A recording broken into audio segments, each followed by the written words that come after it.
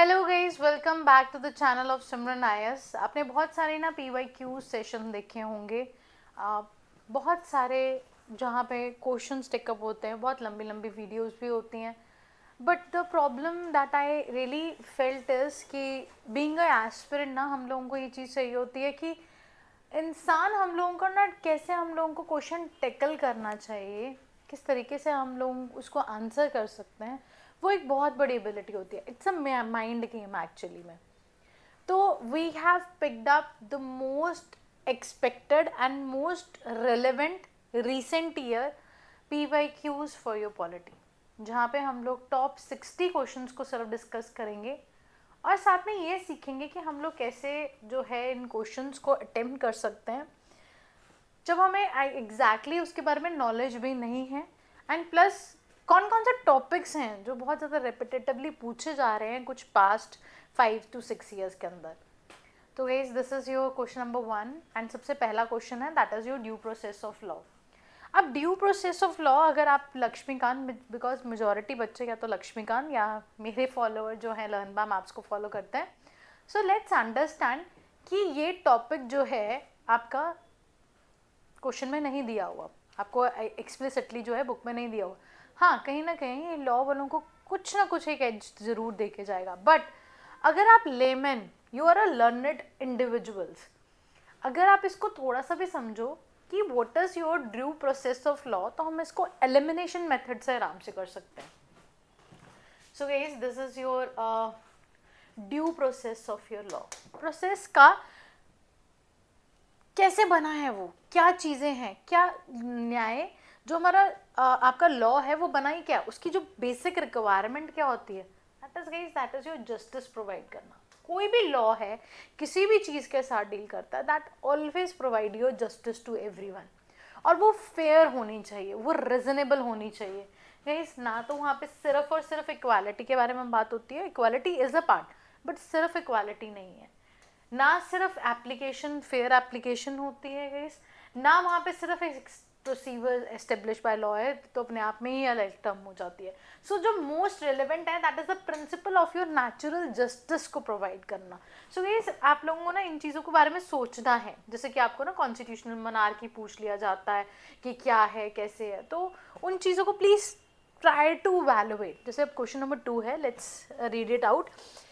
Consider the following statements, और किसके बारे में पूछा, नेशनल फ्लैग के बारे में पूछा। ये तो गाइस हम लोगों का लर्न बाय मैप्स में से आपका एक्सप्लिसिटली, और अगर आपने मेरी पॉलिटी सीरीज भी चेकआउट कर रहे हो या देखी है आपने, that is polity formula by पैमल मैम, तो मैंने ये कंप्लीट इस चीज़ को एक्सप्लेन किया कि हमने नेशनल फ्लैग अडॉप्ट कब अडॉप्ट किया है, किस रेशियो में होना चाहिए और क्या सब कुछ।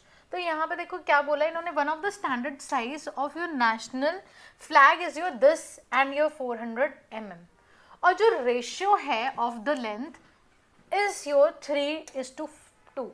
अब यहाँ पे ना कई बारी 2:2 भी लिखा होता है, 3:3 भी कई बारी एग्जामिनर में लिखा होता है, या 2:3 लिखा होता है। तो गाइस, आपको याद रखना है कि ना हमारा स्क्वायर में हो सकता है, ना बहुत ऐसे हो सकता है, ये भी स्क्वायर ही हो गया, ठीक है, ना ऐसा हो सकता है। 2/3 का मतलब ये होगा, वो कैसा होना चाहिए, वो लंबे दाएं ही होना चाहिए हम लोग।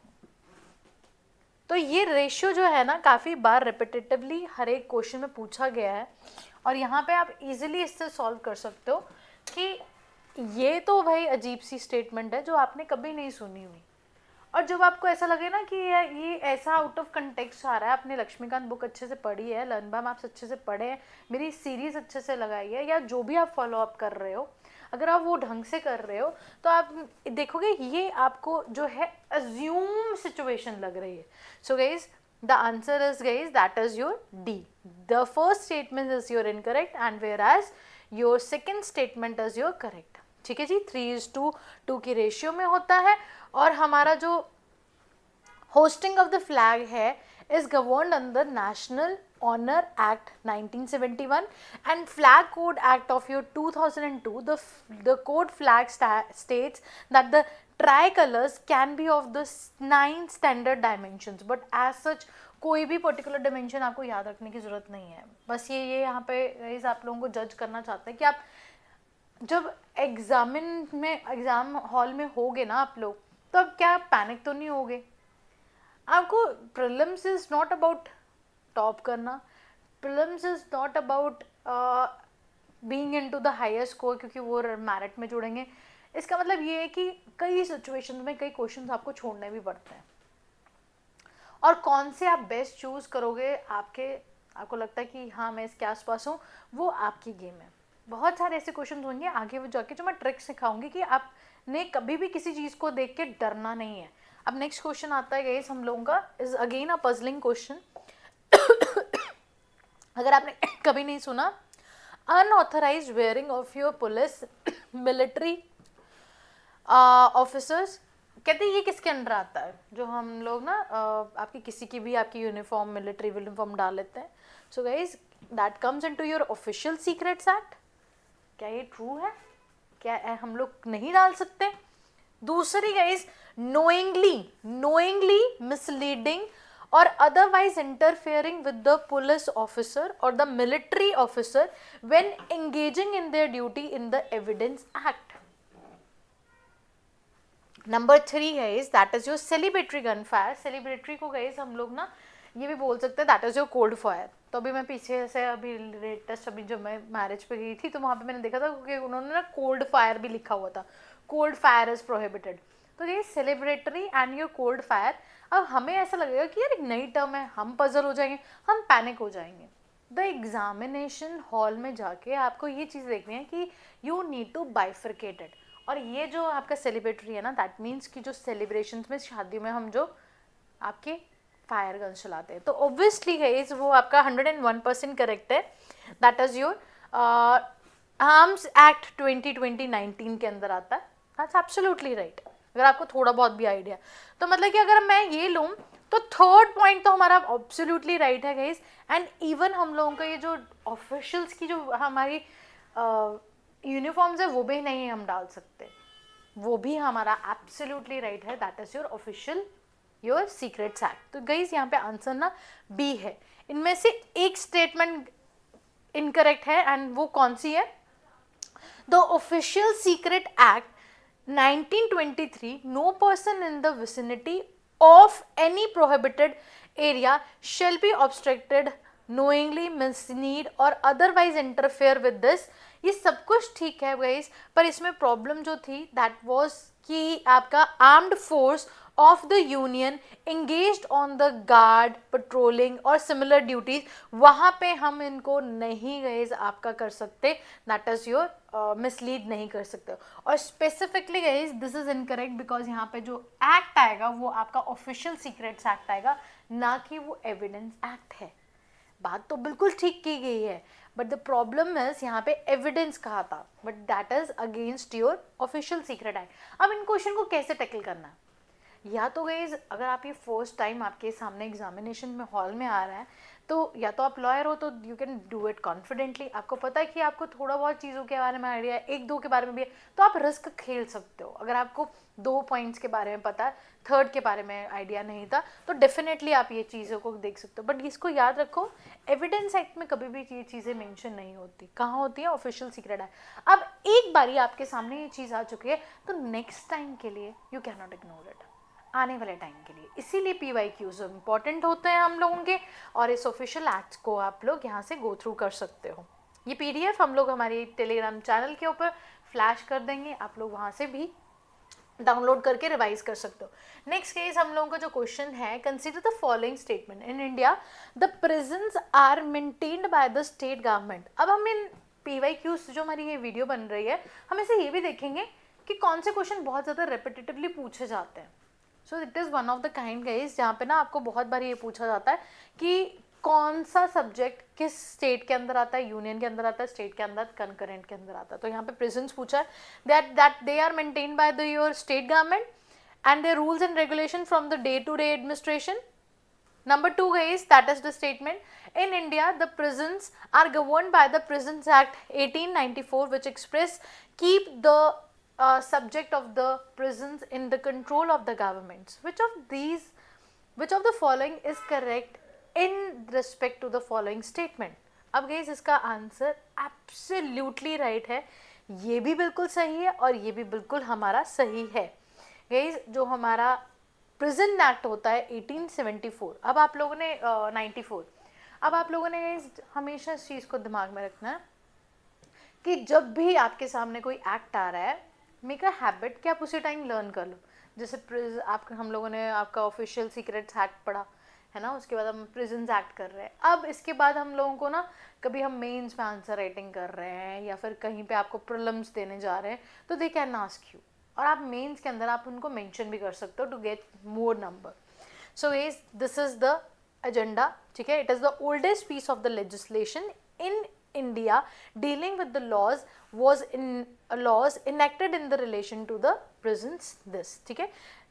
Statement number 1 is absolutely right guys, और आप लोगों ने याद रखना है कि प्रिजन जो होता है हम लोगों का वो स्टेट सब्जेक्ट होता है under your list 2 of the 7th schedule. हमारे बहुत सारे रूल्स होते हैं जहाँ पे हम लोग हमारी प्रिजन्स के ऊपर रूल्स रेगुलेशंस वगैरह निकालते हैं, और वो सारे के सारे मैनेज होते हैं, that is by your state government होते हैं, and they are managed exclusively in the domain of the state government and governed under the Prisons Act 1894। ये absolutely right है guys। तो अब आप लोगों ने क्या अंडरस्टैंड करना है, what is the key takeaway from this question, कि आपको हमेशा याद रखना है कि जब भी आप पढ़ रहे हो कि वो सब्जेक्ट किसके अंडर आ रहा है। एग्रीकल्चर किसके अंडर आता है, जल्दी से कमेंट करो कि एग्रीकल्चर किसके अंदर आता है, स्टेट सब्जेक्ट है, यूनियन सब्जेक्ट है, या कंकरेंट है। और वैसे ही आप एजुकेशन बताओ, ऐसे बहुत सारे टॉपिक्स आते हैं और आपको गो थ्रू करने ये ज़रूरी हैं, ये 7th शेड्यूल के अंदर आते हैं। So guys with the reference to the schedule areas consider the following. अब जब भी आपका ना एक क्वेश्चन आ जाता है और स्पेसिफिकली उसके अंदर शेड्यूल एरियाज और शेड्यूल ट्राइब के बारे में बात की गई है, शेड्यूल कास्ट के बारे में बात की है, just remember it guys, 2 things. आज के बाद ये कभी हिलना नहीं चाहिए, क्योंकि मैं ये ऑलरेडी मेरे प्रीलिम्स 5x कोर्स जहाँ पे हम 5 बार रिवीजन करा रहे हैं, मैं उसके साथ ना बच्चों के साथ डिस्कस करके आई हूँ। So I can not post that video directly, मैं आप लोगों के लिए सेपरेटली कंडक्ट कर रही हूँ कि मैं आप लोगों के लिए बनाऊँ। मैं आपको बता दूँ कि इसको हमेशा याद रखना, जब भी schedule area, schedule caste, schedule tribe आ रहा है, तो सारे के सारे अथॉरिटीज़ ना हम लोगों की प्रेसिडेंट के हाथ में पहुँच जाती है। वाई प्रेसिडेंट गाइस, क्योंकि ही इज़ द अथॉरिटी।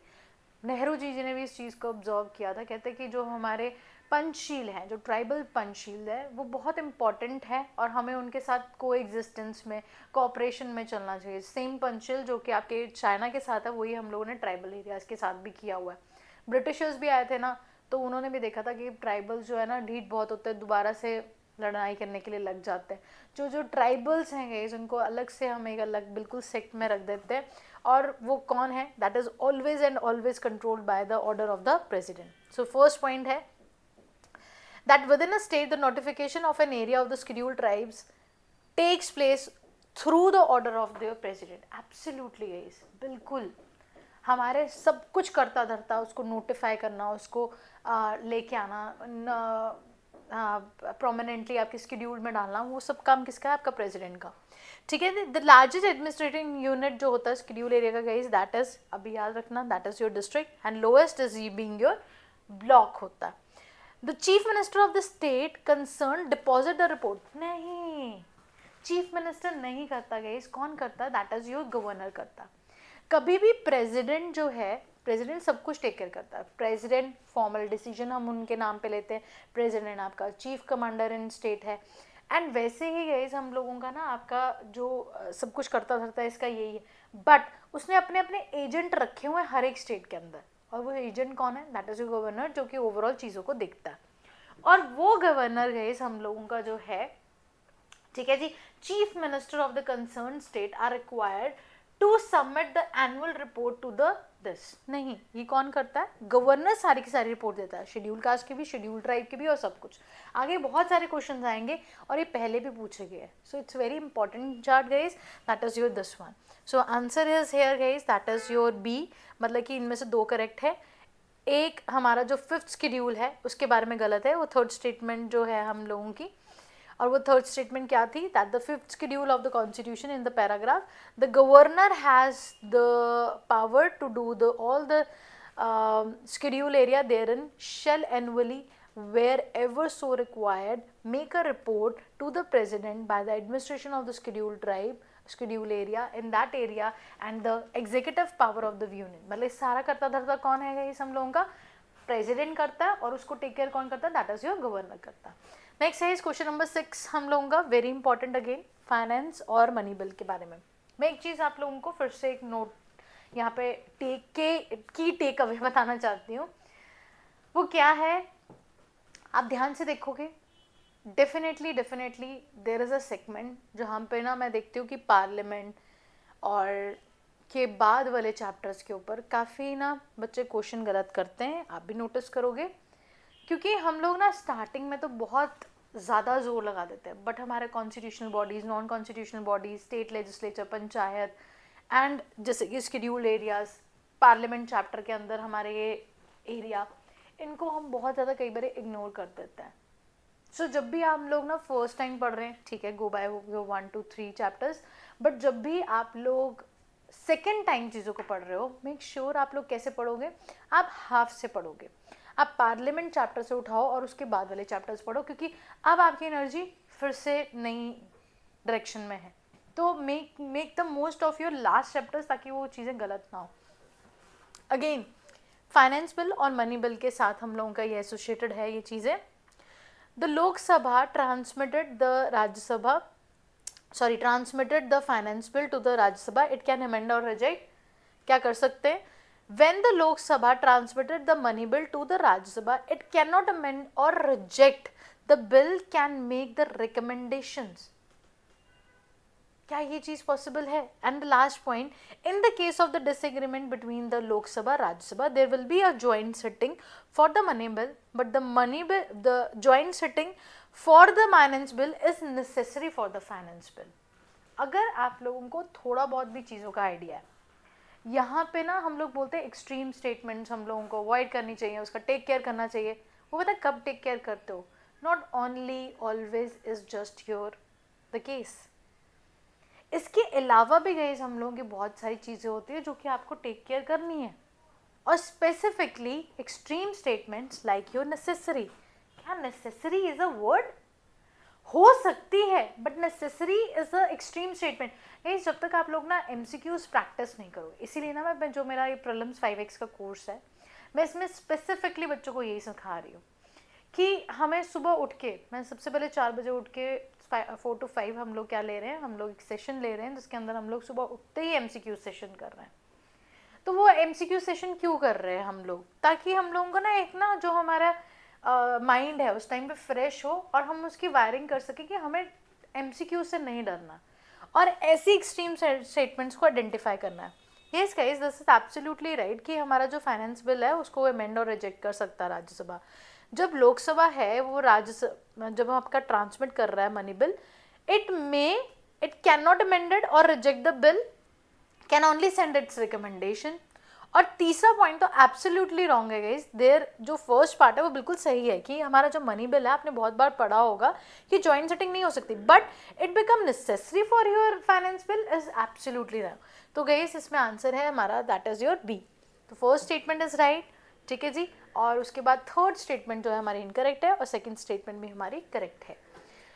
तो आपको आइडेंटिफाई क्या करना है इस क्वेश्चन से, आपको क्या सीखने के लिए मिला कि necessary is also a extreme statement. तो इन वर्ड्स को समझो, जब आप प्रैक्टिस कर रहे हो, PYQs करोगे, जब आप लोग टेस्ट सीरीज करोगे, identify these areas, they are very important guys, कि आप इनको समझ, और वो तब तक नहीं समझेंगे समझ पाओगे तो आप एक्चुअली में क्वेश्चन नहीं करोगे। आप लोगों ने क्या करना है, अब जब आप ये वीडियो देख रहे हो, मेक अ पॉज, और उसके बाद उसको कोशिश करो अटेम्प्ट करने की, उसके बाद आंसर देखो। So guys next question, which of the following is the best reflects the chief purpose of the constitution? Best कहते हैं कि क्या पर्पस होता है कॉन्स्टिट्यूशन का। हमने ड्यू प्रोसेस ऑफ लॉ पढ़ा था, due process of law, and अब यहाँ पे क्या है कॉन्स्टिट्यूशन के बारे में। It determines the objective of the making of the necessary laws. क्या लॉज बनाना इसका काम है? तो पार्लियामेंट का काम है। Number 2, it enables the creation of the political offices and a government. क्या सिर्फ यही काम होता है इसका? चीफ पर्पस बोला है, definitely it is a purpose, but best reflects बोला और चीफ पर्पस बोला। Next guys, it defines the limit and the power of the government. क्या यही करता है? Definitely guys the answer is here C. और हम एंड में ही पढ़ लेते हैं, social security, social justice, social security को प्रोवाइड करना। डेफिनेटली गाइस हम लोगों के सब कुछ है, बट ये देखो कि यहाँ पे चीफ पर्पस बोला है, बेस्ट रिफ्लेक्ट्स क्या करता है, तो उस हिसाब से हमें जो है आंसर को रिप्लाई करना है। सो गाइस नेक्स्ट है हम लोगों का, that is your question number 8। बहुत इंपॉर्टेंट, ये एक्चुअली यूपीएससी ने इसको रिजेक्ट कर दिया था, क्योंकि यहाँ पे जो हमारा फंडामेंटल राइट्स है ना, उसकी जो जुडिशियल इंटरप्रिटेशन है, फर्स्ट में भी हुई थी, 44th में, दोनों में ही हमारे जो है प्रॉपर्टी लैंड्स को, राइट टू फंडामेंटल राइट्स को अलग कर दिया गया था। तो UPSC has drop this question, हम लोग भी इसको ड्रॉप कर देते हैं। नेक्स्ट क्वेश्चन पे चलते हैं।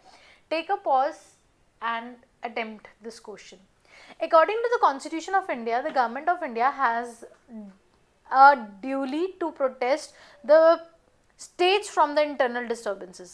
The Constitution of India exempts the states from providing the legal counsel for the person being held to the private preventive detention. Preventive detention क्या होता है? अभी उसने क्राइम भी नहीं किया और आपने उसको वैसे ही पकड़ लिया, और अब उसको आपको लीगल एड भी नहीं दोगे आप लोग, एग्जम्प्ट। सो गाइस उसके बाद that is your according to the prevention of the terrorism act 2002, confession of the acute person before the police can not be use an evidence. अभी आर्टिकल नंबर 20 में ना लिखा हुआ है ये चीज़ कि सो नो सेल्फ इनक्रिमिनेशन। कोई इंसान ये नहीं बोल सकता कि हाँ मैंने खून किया, बट पोटा के अंदर, और इनफैक्ट गाइस बहुत जगह पे अगर आप लोग नोटिस करोगे कि मैंने यहाँ पे ये स्पेसिफिकली आप लोगों को सिखाई भी थी पॉलिटी के अंदर, पॉलिटी सीरीज के अंदर, कि जब गाइस आप लोग ये क्वेश्चन को अटेम्प्ट करोगे स्पेसिफिकली, प्लीज रिमेंबर इट कि ये जो हमारा prevention of your protection act है 2002, उसके अंदर police can not force us to give an evidence against ourself, sign करना, थंब इम्प्रेशन देना, बट कई केसेस में हो भी जाता है। तो पोटा में क्यों नहीं होगा? वहां पे भी बताया था, क्योंकि यहाँ पे तो उनके खिलाफ क्या लग रहा है, आपका टेररिस्ट जो आपका क्लॉज लग रहा है। तो absolutely right guys, 1 and 2 and third is only your wrong, बाकी दोनों बिल्कुल सही हैं आपका। ठीक है जी, यहाँ पे भी यही चीज़ है, और यहाँ पे भी हम लोग इसको एग्जाम कर देते हैं प्रिवेंटिव डिटेंशन के अगेंस्ट, क्योंकि हमने उनको हाउस अरेस्ट किया। Take a pause guys and try to attempt this question. This question is about the home guards. अगर आपकी स्टेट में है, जैसे हमारे चंडीगढ़ में होम गार्ड्स हैं, and what I have seen is कि मुझे ऐसा लगा था कि शायद ये सिर्फ सेंटर का सब्जेक्ट होगा। तो the key take away from this question I would love to tell you is कि आपके सराउंडिंग में, आप आर्मी से हो सकते हो, आप के आसपास कोई ऐसा इंसान होगा जो होमगार्ड की सर्विस करता हो, और आप उससे जज करने लग पड़ोगे, बट डोंट जज in that aspect until or unless you have read that point। तो जैसे कि होमगार्ड्स के बारे में, तो being into the Chandigarh obviously मुझे ऐसा लगा हाँ रूल्स एंड रेगुलेशन जो है आपके सेंट्रल गवर्नमेंट के जो है अंडर आता है, but it is not the case guys. Home guards is a subject matter, subject matter है ये, और सब्जेक्ट इसके ऊपर स्टेट बनाता है। रोल और क्या होता है गाइस, एंसिलरी पावर प्रोवाइड करना for the internal security. Yes, constable से भी नीचे ना गाइस हम लोगों के होमगार्ड आते हैं, और ये वॉलेंटरी होता है, and yes they are the ancillary powers, ताकि हम हमारी मेंटेन कर सके हमारी फोर्स को, हमारी इंटरनल सिक्योरिटी को। Number 3, to the infiltration, border policing भी हो सकती है, बॉर्डर विंग फोर्स भी हो सकती है, होमगार्ड बटालियंस भी होते हैं। सो गाइस इसका आंसर जो है that is your B. Only first statement is not correct, second और थर्ड जो है आपकी करेक्ट है। ये गाइस हम लोगों का स्टेट गवर्नमेंट के अंदर आती है, just like we did your prison case. Prison भी हम लोगों का क्या था, स्टेट था, और यहाँ पे भी हमारा होमगार्ड जो है स्टेट का है। Now guys take a pause and please attempt this question. Consider the following statement. The Supreme Court of India was held some judgment the reservation of the policy under your article number 16 clause 4। ये कहीं ना कहीं पता है किसकी बात कर रहा है, EWS की। कहते हैं would limit your 335 article the maintenance and the efficiency of the administration। article number 335 of the constitution defines the term efficiency of the administration। This is the key take away from this question. कभी भी आप लोगों को, मैंने नहीं ना बोला मेरी पूरी पॉलिटी सीरीज के अंदर कि ये डिफाइंड है, तो उसका मतलब समझ आना कि वो डिफाइंड नहीं है, वो वहाँ पे शुरली मार रहा है एग्जामिनर। तो guys this is the fact, ये ऐसा कुछ भी डिफाइंड नहीं है। डेफिनेशन, मुझे एक बात बताओ कि मिनॉरिटीज की डेफिनेशन नहीं दी हुई, सिर्फ आपका जैसे कि मनी बिल है, that is defined into the constitution under article 110। How we can say कि efficiency of your administration can be defined, ये तो इनसे भी ज़्यादा कॉम्प्लिकेटेड आ जाता है। So guys answer is guys that is your C है। The first statement is absolutely correct but it is not defined. ठीक है जी, नेक्स्ट आते हैं हम लोग क्वेश्चन नंबर 12 की तरफ।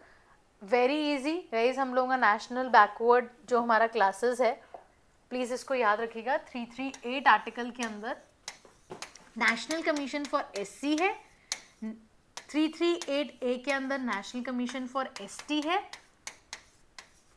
ये पहले एक ही होता था, उसको हमने 89th अमेंडमेंट में अलग अलग किया। फिर उसके बाद 338B under article number this, the National Commission for BC has been made as your constitutional body under your 10 and second amendment। इसको अब याद रखना, इसको कभी मत भूलना, it's very important.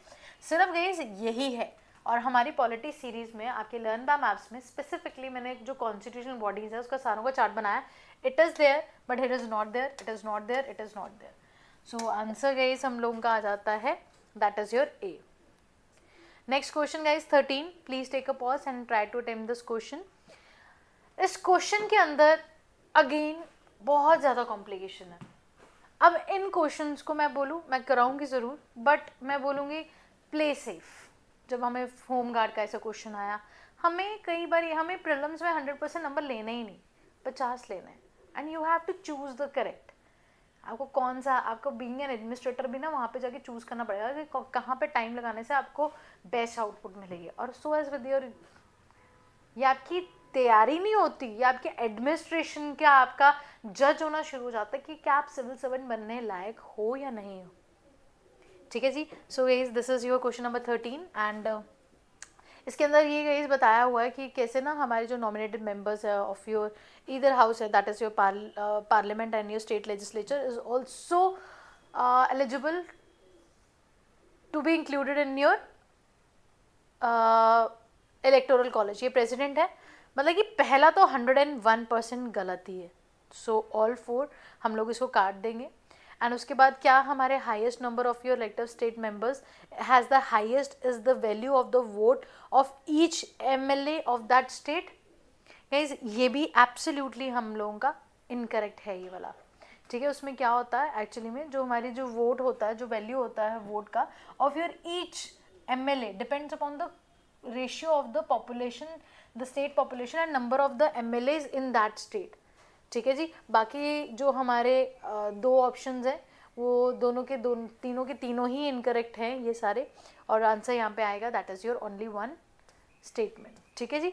So next question है guys that is your question number 14, take a pause and try to attempt it.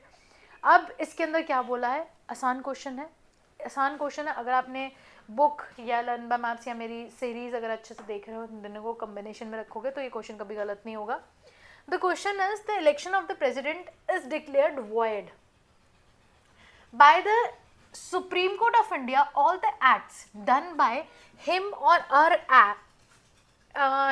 or by her, the performance of the duty of the office before the date of the decision become invalid, invalid declare हो जाएंगे। मतलब कि जब से उन्होंने आपका museum की हुई है, इतने सारे हमारे उन्होंने काम धंधे किए होंगे, वो सारे के सारे हमारे जो है इनवैलिड डिक्लेयर हो जाएंगे।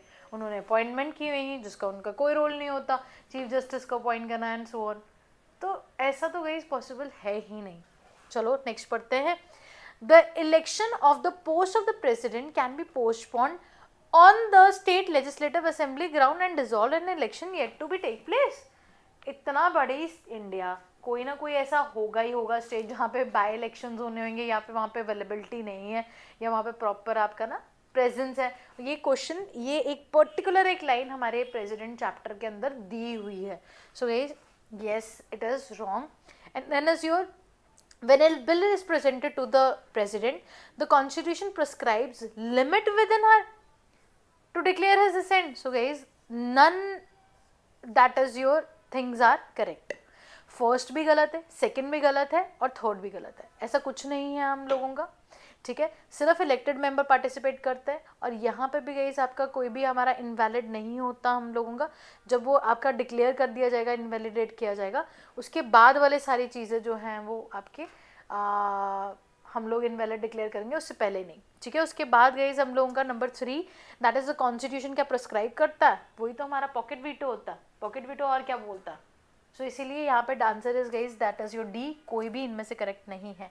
सो गाइस नेक्स्ट हम लोगों का बहुत ही आसान, और जब मैंने इस क्वेश्चन को कराया था ना तो I will tell you one thing कि सबसे जो मैंने जो फ्लॉ देखा ना यहाँ पे बच्चों के साथ क्या हुआ कि बच्चों ने ना फर्स्ट को तो फटाफट से समझ लिया, हाँ कि कॉन्स्टिट्यूशन हम लोग 26 नवंबर को सेलिब्रेट करते हैं, और दूसरी स्टेटमेंट भी बिल्कुल करेक्ट है, the half the constituent assembly ने की ड्राफ्टिंग कमेटी के मेंबरशिप चेयरमैनशिप बैठाए that is your B R Ambedkar, और उन्होंने ड्राफ्ट दिया क्या, पर इस दिन पे किया था। This is a catch, this is a honey trap. हमें ऐसा लगेगा हाँ हाँ ड्राफ्टिंग कमेटी तो बी आर अम्बेडकर ने हेड की थी, फटाफट से करो, और यही बच्चों ने मेरे पे भी गलती की क्लास के अंदर। नहीं, सी ऑल्सो ना there is a date, the examination is about who is cautious and who is consciously doing his paper. It's not about कि किसी को नहीं पता होगा, it is about कि हम लोग ना बहुत जल्दबाजी में ये क्वेश्चन गलत कर दिया होगा हम लोगों ने। Take a pause guys and answer this. So the answer here is that is your C. Next guys हम लोगों का आता है that is your question number 16. कहते हैं रिट इशू होती है वो किसके लिए होती है, कहते रिट किसके लिए इशू होती है, कहते a government of the officer prohibiting him for particular action, parliament to make the laws on the prohibition, the lower court prohibiting your something in your proceeding in a case, the government prohibiting from following of the unconstitutional policies. So guys यहाँ पे answer जो है हम लोगों का that will be your lower courts. Writ जो होता है ना generally higher court lower court को आपकी डायरेक्शन देती है मुझे दो, यहाँ पे गाइस ना ए ना बी ना D, answer is your C, ठीक है। प्लीज़ इसको याद रखो, the purpose is very important कि हम इन चीज़ों को याद रखें कि जो जो हमारा जुडिशियल ऑर्डर है वो आपका होता है that is your higher court to the lower courts जाती हैं, and it prevents the lower court from your exceeding jurisdiction. Exceeding jurisdiction क्या है, that is also your preventive in nature, and the lower cannot act unlawfully rather than correcting a wrong decision has been occurred, ठीक है जी। So guys next हम लोगों का बहुत ही आसान क्वेश्चन नंबर 17, इसको मतलब कि कोई शक ही नहीं है गाइस, आपका LBM का पेज नंबर 1 है ये, कि कौन से इंटरिम हमारे प्रेसिडेंट ऑफ योर इंडिया है। अगर आपने मेरा सेशन अटेंड किया हुआ है, मेरी पॉलिटी लगा रहे हो, तो आई कैन नॉट एक्सपेक्ट कि आप लोग इससे ज़्यादा इजी क्वेश्चन जो है गलत कर लोगे, ठीक है। Answer is D, doctor Sachidanand Sinha was the interim, that is your temporary one, ठीक है जी। उसके बाद गई हम लोगों का आता है that is your question number 18। Again Simran आयस को आप पसंद कर रहे हो, मुझे जानते हो, मेरी वीडियोज़ को देखते हो, तो हो ही नहीं सकता आप ये क्वेश्चन गलत करो guys. 21 and 71, 21 + 71 is equal to 92, और ये तीनों जो है लैंग्वेजेस के साथ डील करते हैं। सिंधी के अंदर ऐड की हम लोगों ने, 21 के अंदर ऐड की हम लोगों ने सिंधी लैंग्वेज, 71 अमेंडमेंट के अंदर हमने ऐड की NMK नमक, और ए काट देंगे, और this is your state of your state name वाली लैंग्वेजेस है, Nepal, Manipuri, and this is your Konkani. And 92 is your guys that is your Bodmas, BDMS, ठीक है, बोडो, डोगरी, मैथाली एंड सिंथाली, ठीक है। सो यहाँ से हम सर्च करेंगे, ठीक है जी, कोंकणी है, मणिपुरी है, मैथाली है, मैथाली कहाँ पे आई थी, 92 में आई थी। So answer is 1 2 3 1 2 3, that is your A option. सो याद रखिएगा इस 21 में सिंधी, 71 अमेंडमेंट में मणिपुरी, नेपाली, मणिपुरी एंड कोंकणी, नमक, एंड 92 के अंदर Bodo, ODMS, Bodo, Dogri, Maithili and your Santhali language were added. ठीक है जी. So this is your answer number A. Next guys हम लोगों का ये भी बहुत ही आसान और बहुत ही ना कॉमन सेंस वाला क्वेश्चन है. ये मैं बोलूँगी, कहते कि ना अगर हम लोग अमेंडमेंट कर रहे हैं आर्टिकल नंबर 368 के अंदर, तो कहते कि कॉन्स्टिट्यूशन पार्लियामेंट क्या कर सकता है, एडिशन कर सकता है, वेरिएट कर सकता है, चेंज कर सकता है या रिपील कर सकता है, कुछ भी कर सकता है गाइस, कुछ भी कर सकता है. So answer is here, that is your D. It can add your new laws, it can change your new laws, it can remove and repeal your old laws. Yeah, absolutely right है guys. 1, 2 and 3 are correct. And next guys, again आप लोगों को भी मैंने समझा के हटी हूँ कि scheduled tribe वाला कैसे चीज़ें रहेंगी. हम लोग 30 के क्वेश्चंस लेंगे guys. I will take another PYQ session. हम लोग top 30 करेंगे and next session में हम लोग next 30 क्वेश्चंस करेंगे कल. अब यहाँ पे हम लोगों ने शेड्यूल्ड ट्राइब्स के बारे में ऑलरेडी बात कर ली है. It is the governor of the state who recognized and celebrates any community of that state as a scheduled tribe. क्या ये होता है कि governor of the state who recognize and, अभी मैंने आप लोगों को बताया क्या होता है, जल्दी से कमेंट करके बताओ मुझे. फिर उसके बाद a community declares that the scheduled tribe in a state need not to be so in the other state. So guys, इसका answer is guys, that is your B. Only 2 is correct.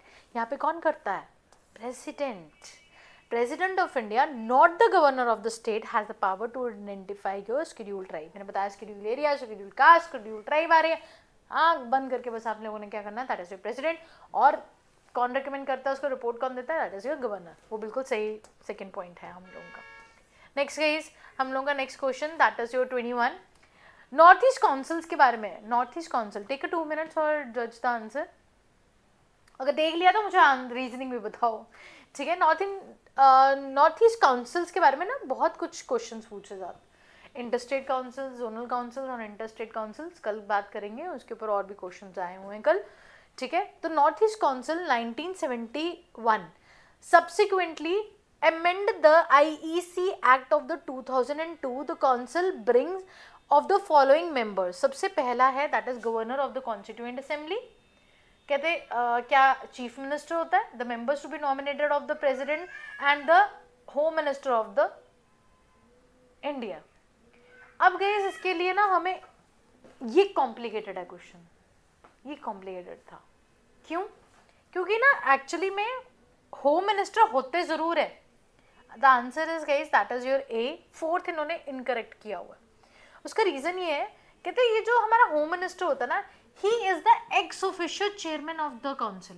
He is not the council member. Council का member नहीं होता, he is the ex officio.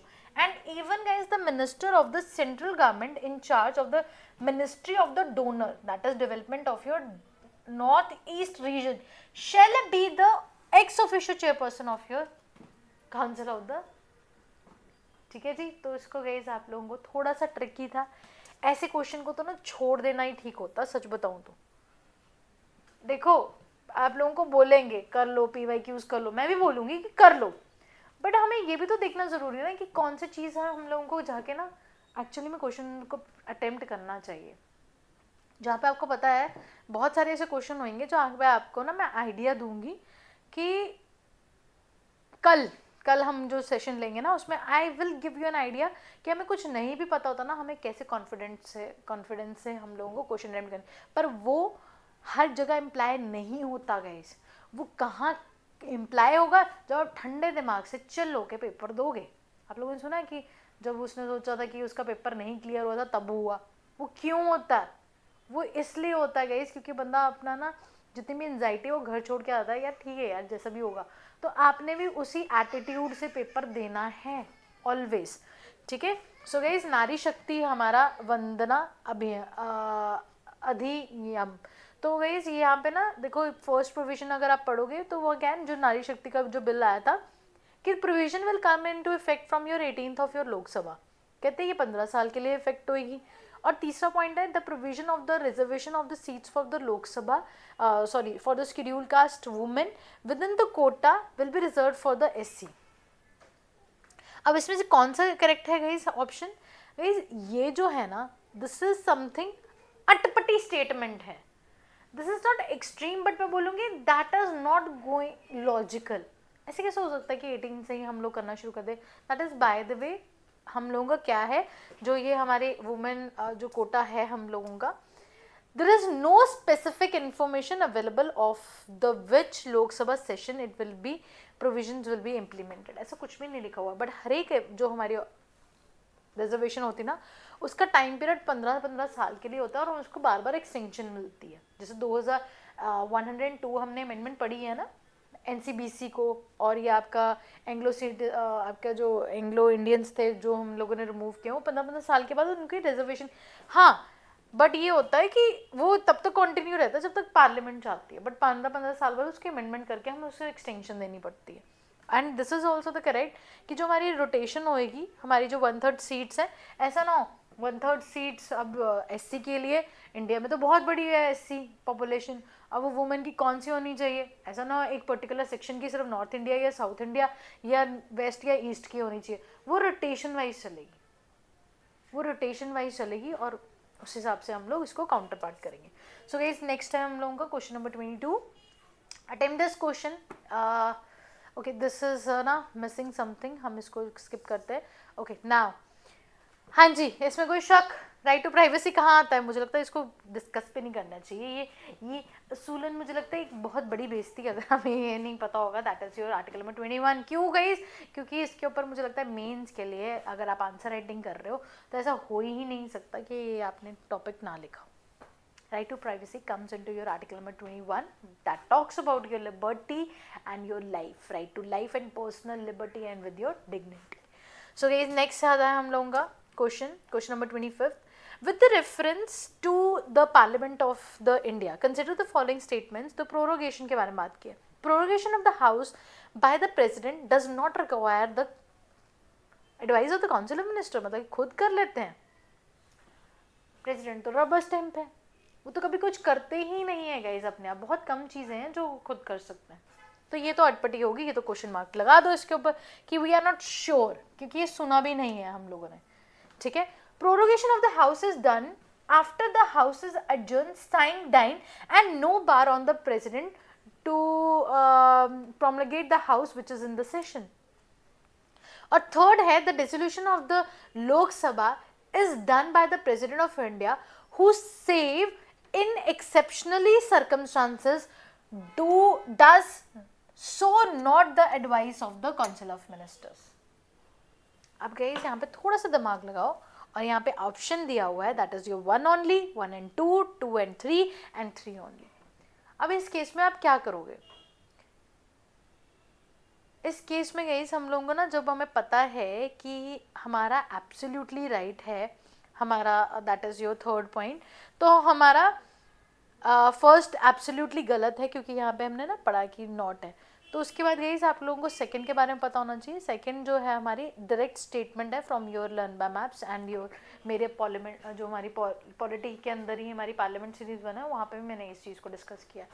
ठीक है, so guys yes there is no बार।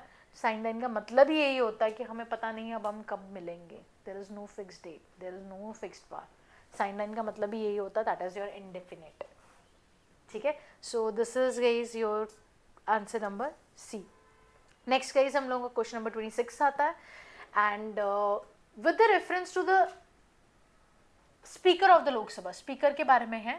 कहते हैं while any resolution is removed is done for the removal of the president of the Lok Sabha is considered, कहते हैं he shall not be presided, मतलब कि अगर हम लोग रिमूव कर रहे हैं हमारे प्रेसिडेंट को, स्पीकर को, तो कहते हैं क्या वो हाउस को आप प्रेजेंट नहीं कर सकते? मैं स्पीकर हूँ हाउस का, मैं बात कर रही हूँ, यहाँ पे जितने भी स्टूडेंट बैठे हुए हैं आप लोग, वो सब मुझे रिमूवल के लिए जो है मेरे लिए वोटिंग कर रहे हैं।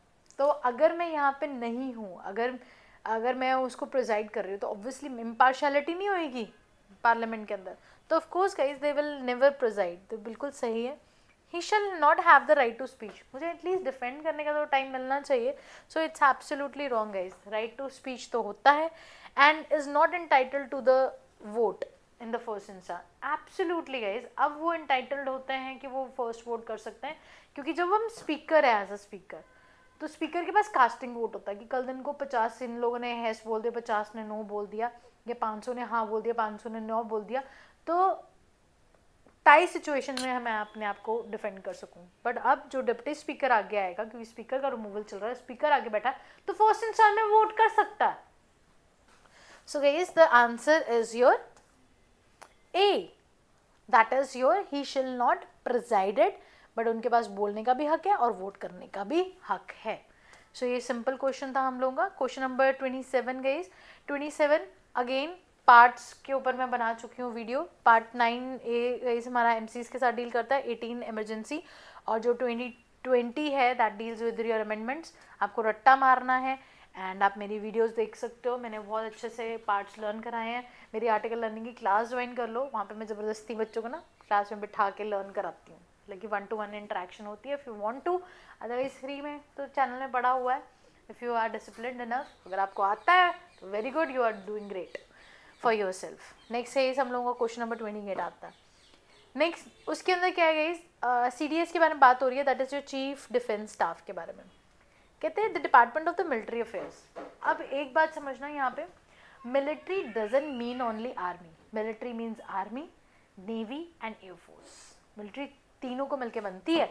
एंड द परमानेंट चेयरमैन होता है CSC का. क्या ये वो एक्सरसाइज करते हैं और तीनों को कमांड करते हैं? The word is command over here, underline that. The principal military advisor to the defense force on all tri matters. So guys, take the one.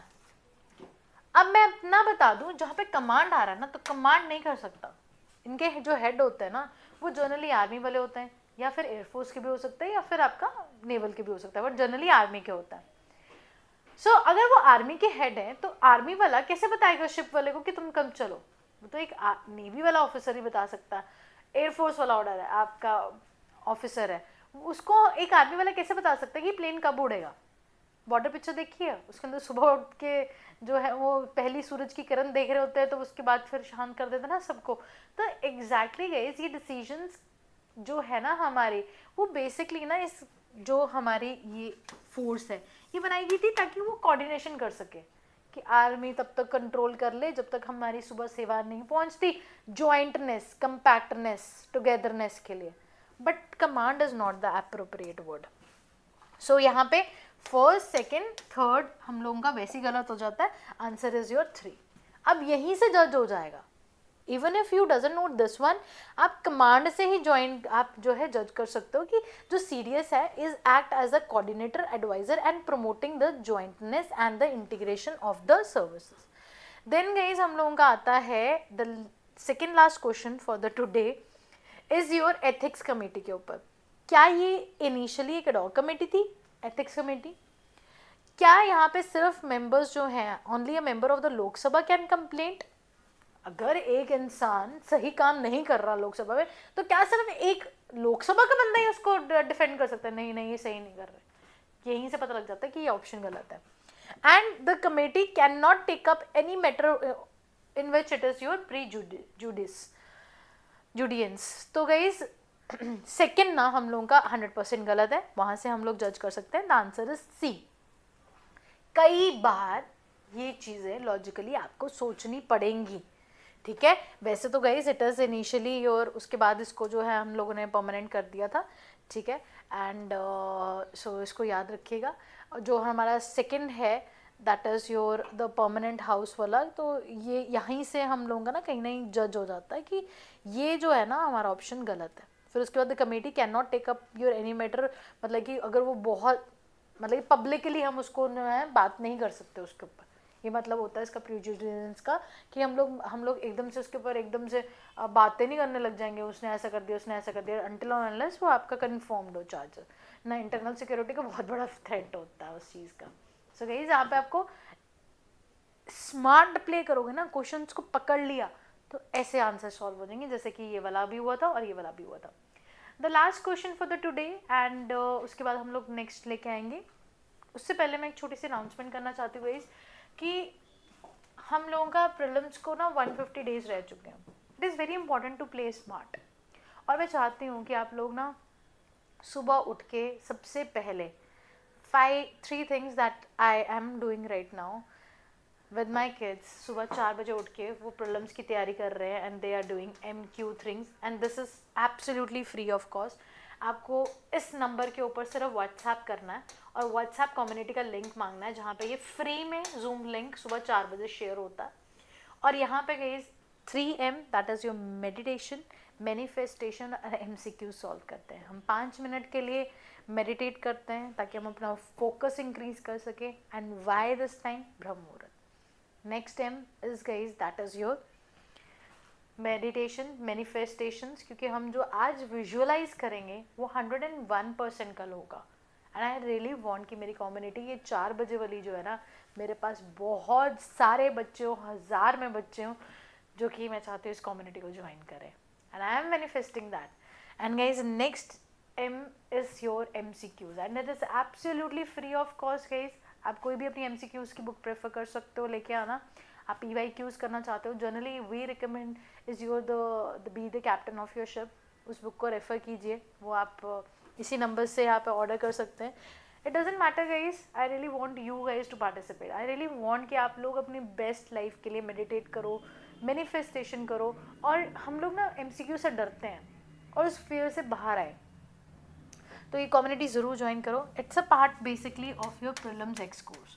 Prelims x course का मुद्दा है बस इतना सा है, 160 डेज आर लेफ्ट, इफेक्टिवली 150 या less than that. और हम चाहते हैं कि हम इसको बेस्ट यूटिलाइज करें। वो बेस्ट यूटिलाइज कैसे कर सकते हैं? जब हम लोग 5 टाइम GS की रिवीजन करेंगे और जो टॉपिक्स PYQs में हम लोग एनालाइज कर रहे हैं, this is a part of your this program only, जहाँ पे मैंने बच्चों के साथ 1-to-1 इंटरेक्ट करके PYQ सेशन कराए हैं। आई रियली वांट कि आप इस चीज़ में पार्टिसिपेट करो और अंडरस्टैंड करो कि कौन से टॉपिक ज़्यादा इंपॉर्टेंट है, उनकी हम ज़्यादा नंबरवार रिवीजन करें और उनको क्लास में ही लर्न करें। चीज़ों को क्लास में ही लर्न किया जाए। हमें पता होता है कि पार्ट्स पूछे जाएंगे, यूनियन के अंदर कौन से सब्जेक्ट आते हैं पूछे जाते हैं, हमारे बिल्स हैं, कौन सा इंट्रोड्यूस हुआ, कब इंट्रोड्यूस हुआ, इवन हिस्ट्री की बातें गाइस, नॉट जस्ट दिस। इसके अंदर मैं आप लोगों को हिस्ट्री के बारे में जितने एक्ट्स हैं उनके important features. So guys this program, this part of the program is paid, but जो 4 AM वाला है वो एब्सोल्युटली फ्री ऑफ कॉस्ट है। आओ सुबह मेडिटेट करो and start making a society, a community, जहाँ पे हम सब इकट्ठे मिलके जो है आपका क्या करेंगे, पढ़ेंगे। हम लोग एक दूसरे से मोटिवेट होंगे, एक डोपामिन रिलीज होगा। सो यह सैटरडे संडे और वेडनेसडे क्लास नहीं होती, बाकी डेज होती है। You are welcome. यहाँ पे जाओ, कम्युनिटी का लिंक मांगो and be a early riser with me and win the world. Next is the last question for today. With the reference to the union budget, consider the following statements. The Union Finance Minister, on the behalf of the Prime Minister, lays down the annual financial statement before the both houses. क्या ऐसा होता है on the behalf of the Prime Minister? नहीं। जैसे मैंने आप लोगों को प्रेसिडेंट के बारे में बताया था ना guys, here also the president is the chief communication channel between your president or any body, parliament and any body, the president. मैं प्रेसिडेंट ऑफ इंडिया हूँ, मैं मुरू जी हूँ, तो अगर UPSC ने पार्लियामेंट को ये देना है कि मैंने इन लोगों को सिलेक्ट किया, आप इनको अपॉइंट कर लो, तो वो ले डाउन कौन करेगा report? President will lay down in before to the parliament.